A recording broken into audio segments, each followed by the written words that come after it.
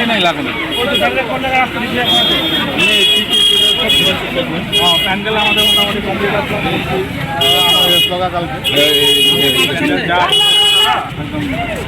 দেখতে ভিতরে কিছু ভিতরে হ্যাঁ ভিতরে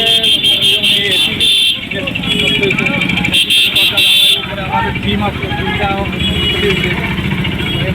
খাস করে একটা কনফারেন্স হল আসলো যার কি জিনিস এটা উদ্বোধন করছিলাম যারা বেশ করে আপনার নাম?